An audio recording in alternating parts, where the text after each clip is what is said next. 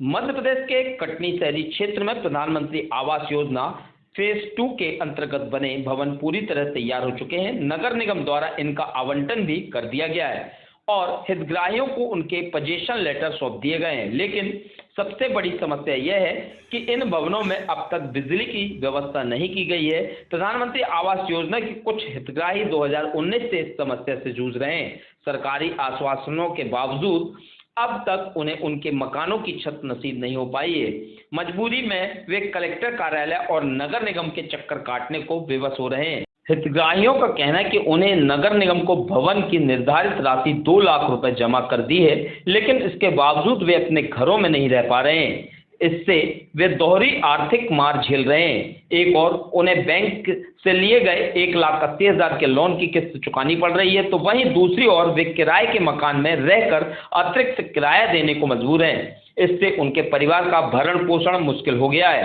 कुछ हितग्राहियों ने लगभग 6 महीने पहले ही भवन की राशि जमा कर दी थी, लेकिन बिजली न होने के कारण वे अपने घरों का उपयोग नहीं कर पा रहे हैं। इस पूरे मामले में कटनी नगर निगम के उपायुक्त पी.के. अहिरवार ने कहा कि सिविल वर्क पूरा हो चुका है, लेकिन बिजली की समस्या बनी हुई है। हालांकि बिजली आपूर्ति के टेंडर हो चुके हैं और जल्द ही इसकी व्यवस्था कर दी जाएगी, जिससे हितग्राही अपने घरों में रह सकेंगे।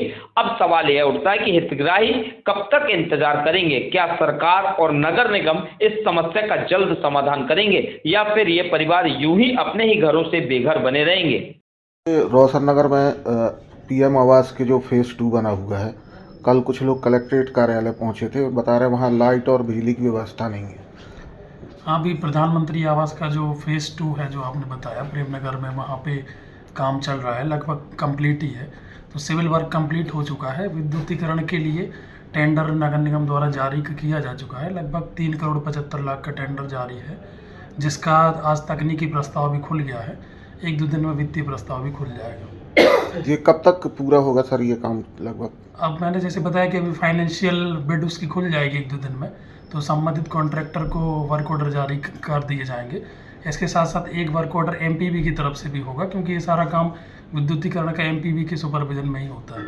तो अभी एमपीबी से भी एक प्रपोजल मिलना है जबलपुर से, और अनुमोदन मिलना है जो जबलपुर से अभी प्राप्त है। उसके लिए भी हम लोग लगातार मॉनिटर कर रहे हैं, फॉलोअप कर रहे हैं। तो जैसे ही अप्रूवल मिलेगा कॉन्ट्रैक्टर के साथ, अभी रेट फाइनल होने के बाद, अनुमोदन के बाद महापौर जी के और एमआईसी जैसा भी यथास्थिति होगी, तो काम चालू कर दिया जाएगा। तो इस प्रक्रिया में लगभग कितना समय लग जाएगा? वर्क ऑर्डर जारी करने में तो लगभग 10 दिन के अंदर, 10-15 दिन वर्क ऑर्डर जारी हो जाएगा। और काम की जहाँ तक बात है तो लगभग 2 से 3 महीने कम से चालू कम हो जाएगा। काम चालू है आपकी जो प्रेमनगर नई बस्ती में जो आवास योजना के तहत हमको आवंटन मकान आवंटित हुए हैं, उनमें जल और विद्युत की आपूर्ति अभी नहीं हो रही है। हमको दोहरी मार पड़ रही है। 2 साल से हमें घुमाया जा रहा है, लगभग 2 साल हो गए। पहले हमको मकान के पैसे के लिए बोला जा रहा था, साहब कैसे भी करके पैसा जमा कराओ, आपको मकान मिल जाएगा। हमने 2021 में पैसा जमा करा दिया। उसके बाद में भी अभी हमें किस्त भी देनी पड़ रही है उसकी, फाइनेंस कराए तो, और ये भी हमको अभी देना पड़ रहा है मकान का किराया जहाँ रह रहे हैं। हम लोग बहुत परेशान होने के बाद आज सभी लोग इकट्ठा होके और कलेक्टर साहब को ये अपना आवेदन देने आए। लगभग कितने लोग होंगे ऐसे? वहाँ तो बहुत लोग हैं, लगभग 100-150 लोग हैं। मतलब अभी कहीं फिटिंग नहीं हुई, ना कोई पानी की व्यवस्था?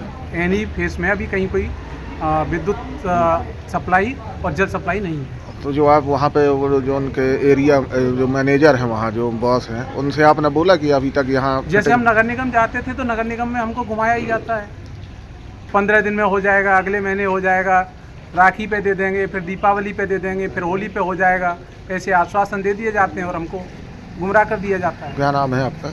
श्रीनिवास त्यागी।